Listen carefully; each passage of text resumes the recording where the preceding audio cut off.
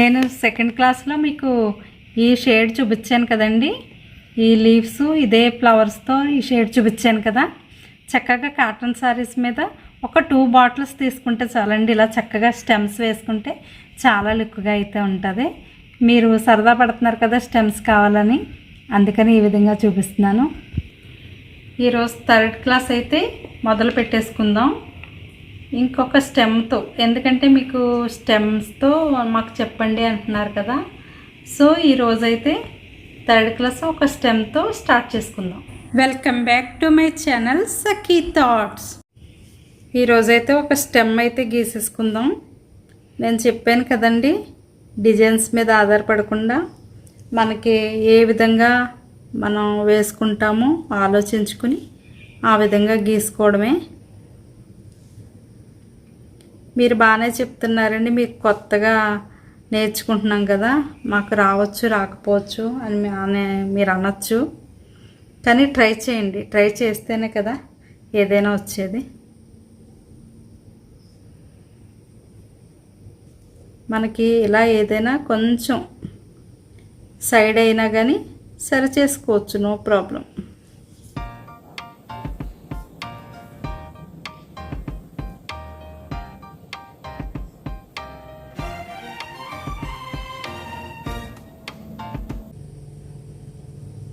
లేదు మాకు అలా సాధ్యపడదండి, మేము డిజైన్స్ పేపర్స్ కొనుక్కుని మేము వేసుకుంటామంటారా, అది మీ ఇష్టం. మన మైండ్ సెట్ని బట్టి మీరు ఆలోచించుకోండి. నేను మంచి పెయింటర్ని అవ్వాలి అని మీరు అనుకుంటే కనుక ఎవరికి వారే అనుకోవాలి. అనుకున్నప్పుడు మాత్రమే మనం ఏదైనా సాధించగలం. ఏదైనా నేర్చుకున్నాంలే చేద్దాంలే అనుకుంటే మనం ఏది చేయలేమన్నమాట. ఫస్ట్ నుంచి కూడా గీసుకోండి అని ఎందుకు చెప్తున్నానంటే, మీకు హ్యాండ్ బాగా మూవ్ అవ్వద్దండి. ఫస్ట్ నుంచి మనం ఏది అలవాటు చేసుకుంటే అదే కదా మనకు చివరి వరకు ఉంటుంది. తర్వాత ఫ్రీ హ్యాండ్ డిజైన్ వేయకుండానే చక్కగా పెద్ద పెద్ద డిజైన్స్ వేసుకోగలుగుతారు. అందుకని ఈ విధంగా చెప్తున్నాను. ఇలా గీస్తున్నప్పుడు మిస్టేక్స్ వచ్చినా కానీ కంగారు పడకండి, దాన్ని పెయింటింగ్ వేసుకున్నప్పుడు సరి చేసుకోవచ్చు అన్నమాట. నా ఉద్దేశం ఏంటంటే అండి, మీకు డ్రాయింగ్ పేపర్స్ కొనుక్కోవద్దని కాదు, మీకు ఇలా కష్టపడి నేర్చుకుంటున్నారు కదా, మీకు కులంకుషంగా ప్రతిదీ రావాలి, డ్రాయింగ్ పేపర్ మీద ఆధారపడకూడదు అన్న ఉద్దేశంతో మాత్రమే చెప్తున్నాను. వేరే విధంగా అయితే అనుకోవద్దు దయచేసి. ఇంకా డ్రాయింగ్ పేపర్స్ గురించి చాలామంది అడిగారు అన్నాను కదా, ఫ్యాన్సీ స్టోర్లో దొరుకుతాయండి. మనకు పెయింటింగ్స్ ఎక్కడ దొరుకుతున్నాయో అక్కడే ఈ పేపర్స్ కూడా డిజైన్స్ పేపర్స్ దొరుకుతాయి అన్నమాట. అది బుక్స్ రూపంలో దొరుకుతాయి, పేపర్లు విడిగా కావాలన్నా ఇస్తారనమాట. అయితే నేను ఎక్కువ నా ఓన్ డిజైన్సే నేను వేసుకుంటాను కాబట్టి రేట్ అయితే ఐడియా లేదండి నాకు. చూసారా ఏ విధంగా మనం గీసుకున్నామో. ఇప్పుడు పెయింట్ ఎలా వేద్దామో చూసేద్దాం. ఇప్పుడు మెయిన్ షేడింగ్ చెప్పేది ఏంటంటే ఈ ఫ్లవర్లోనే ఉంటుంది. చుట్టూ కూడా మనం ముద్దగా ఎలా ఫిల్ చేసుకురావాలన్నది కూడా చెప్తాను. ఈ 2 పాయింట్లు మీరు అర్థం చేసుకోవాలి. ప్రతి షేడింగు కూడా మీరు మనసు పెట్టి చూడండి. ఫస్ట్ అయితే మనం కాడలో లీఫ్లు వేసుకోవడం మనకు అలవాటు కదా, అలాగే నేను గ్రీన్తో స్టార్ట్ చేస్తున్నాను.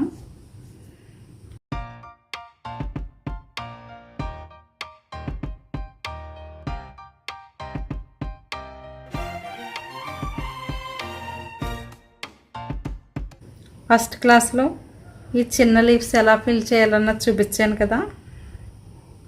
ఇలాంటి స్టెమ్స్ వేసుకున్నప్పుడు అవి ఉపయోగపడతాయి అన్నమాట.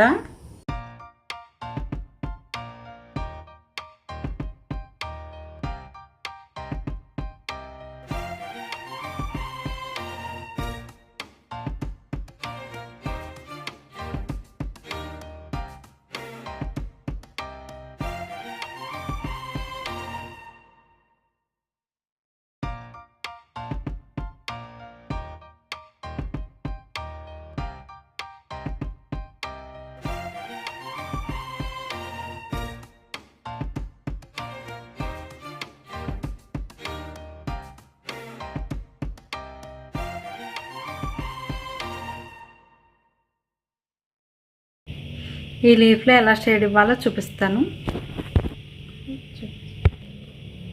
ఇలా ఎల్లో తీసుకుని కొంచెం ఈ విధంగా ఇస్తే లైట్ షేడ్ కనపడుద్ది అన్నమాట, ఎల్లో షేడు.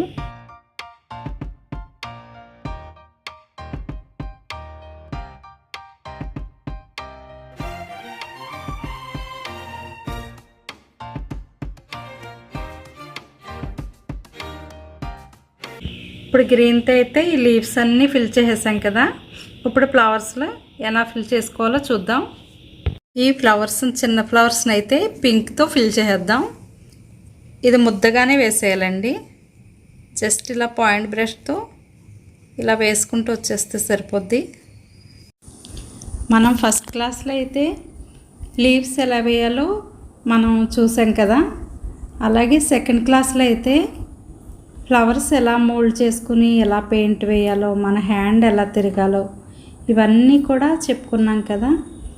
అలాగే థర్డ్ క్లాస్లో మనకి ఒక స్టెమ్ని వేయాలంటే పూర్తిగా మనం ఏ విధంగా డ్రాయింగ్ వేసుకోవాలి, ఏ విధంగా దీన్ని కలర్తో ఫిల్ చేయాలి, ఇవన్నీ ఇవన్నీ వస్తాయండి. అయితే మీరు కంగారు పడకుండా ప్రతి క్లాస్ని కూడా మీరు చక్కగా ఫాలో అవ్వండి. ఫాలో అవుతేనే మీకు బాగా అర్థమవుతుంది. బ్రష్ పట్టుకోవడం వస్తే చాలండి, చక్కగా ఈ ముద్ద ఫ్లవర్స్ అన్నీ కూడా ఫిల్ చేసేసుకోవచ్చు. ఈజీగా ఫిల్ చేయొచ్చండి. ఆల్రెడీ ఫస్ట్ సెకండ్ క్లాసులు చూసిన వాళ్ళకైతే మీరు ఈజీగానే ఒక శారీ మీద కానీ డ్రెస్ మీద కానీ ఈ పెయింట్ వేసేసుకోగలరు.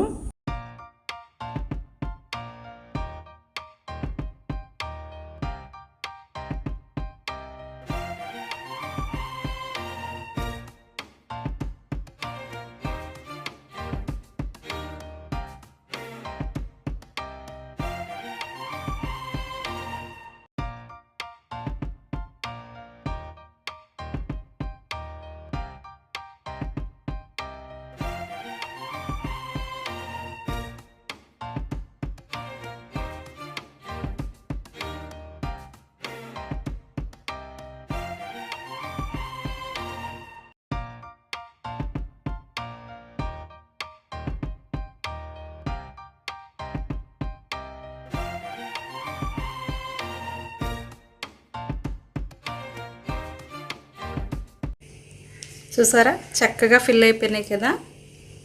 ఇప్పుడైతే ఈ మధ్యలో షేడింగ్ ఏ విధంగా వేయాలో చూద్దాం. ఇప్పుడైతే ఈ మధ్యన వైట్తో ఫిల్ చేద్దామండి. ఫస్ట్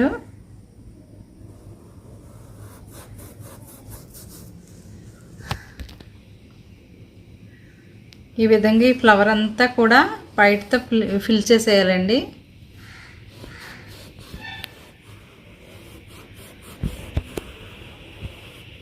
మనం ఎక్కడ వరకు అయితే డ్రాయింగ్ చేసుకున్నామో అదంతా కూడా ఇలా వైట్ వేసేయాలి.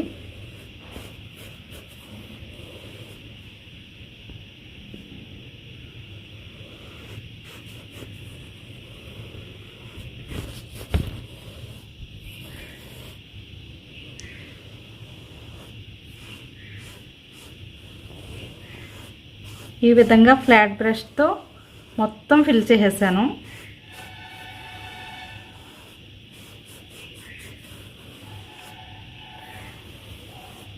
ఒకసారి ఈ విధంగా మరలా మూవ్ చేయండి బ్రష్తో.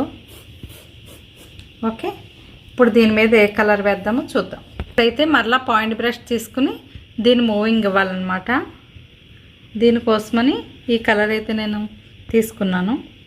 చూడండి,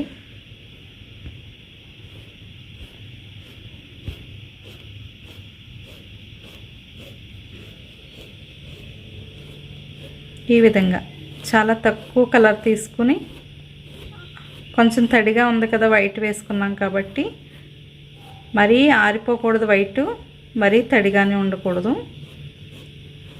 ఒక్క 2 నిమిషాలు ఆరిన తర్వాత ఈ విధంగా అయితే తేల్చినట్టుగా బ్రష్ని తేల్చినట్టుగా వేసుకోవాలి. మీరెంత తేల్చినట్టుగా వేస్తే అంత లుక్గా ఉంటుందన్నమాట.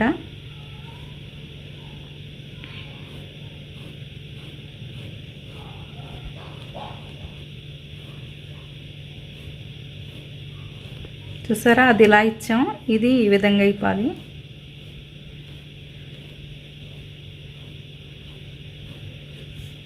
ఓకే అండి.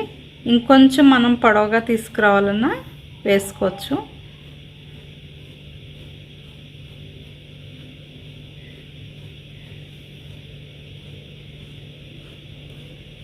చూసారా, చాలా బాగా వచ్చింది కదా.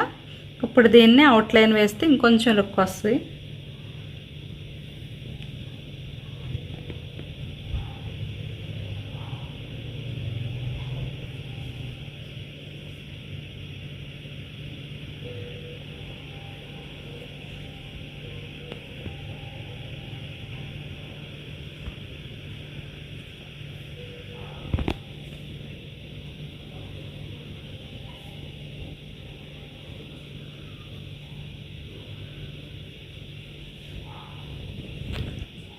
బాగుంది కదా.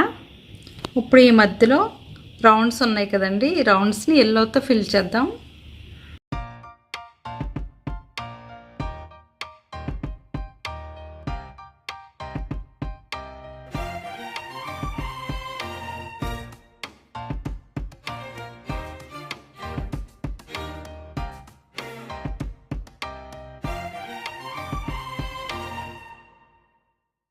మనం ఏదైనా స్టెమ్ వేసుకోవాలనుకున్నప్పుడు ముందుగా కలర్స్ ఏం వేసుకోవాలో ఆలోచించుకోవాలండి. ఆ సారీ కలర్కి మ్యాచ్ అయ్యే కలర్స్ తీసుకోవాలి. అలాగే స్టెమ్కి తగ్గట్టుగా మనం కలర్స్ కూడా తీసుకోవాలి. ఇలా ఆలోచించుకుని కనుక మనం సారీ మొదలు పెడితే చాలా గ్రాండ్గా అయితే అవుతుంది వేసుకున్న తర్వాత. సరే, స్టెమ్ అయితే రెడీ అయిపోయింది కదా. మనం 2 రకాల షేడ్స్ అయితే మనం ఈరోజు చూసామండి. ముద్దగా ఎలా వేసుకోవాలో మీకు ఫ్లవర్లో నేను చెప్పలేదు కదా, ఈ షేడ్ చూసాం.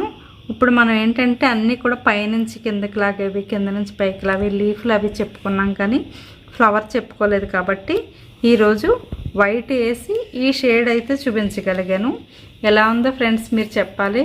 మీరు కామెంట్ చేస్తేనే నేను వేసిన దానికి ఎలా ఉంది, ఏంటి, వాట్ ఈజ్ వాట్ అనేది నాకు తెలుస్తుంది అన్నమాట. మీరు కంపల్సరిగా చూసిన ప్రతి ఒక్కరూ కూడా ఎవరికైనా అవసరం అనుకుంటే షేర్ చేయండి. లేదంటే నాకు ఎలా ఉందో కామెంట్ సెక్షన్లో కామెంట్ చేయడం మాత్రం మర్చిపోవద్దు. చూడండి ఫ్రెండ్స్, ఎంతో అందంగా ఉంది కదా. ఇలా గనక మనం షేడింగ్స్తో చక్కగా ముద్ద వేసాము, షేడ్ వేసాము. అలాగే లీఫ్ షేడ్ కూడా మీకు ఎలా వేయాలో ఎల్లోతో కలిపి చూపించాను కదా. ఇలా మీరు కూడా వేసుకోవాలని నా ఆశ అనమాట. ఎందుకంటే కష్టపడి నేర్పిస్తున్నందుకు మీరు కూడా ఇంతే అందంగా వేసుకోవాలి. అలాగే 4th ఎపిసోడ్లో మంచి షేడింగ్స్తో అయితే మీకు నేర్పిస్తాను. మిస్ అవ్వకుండా చూసేయండి. Thank you for watching.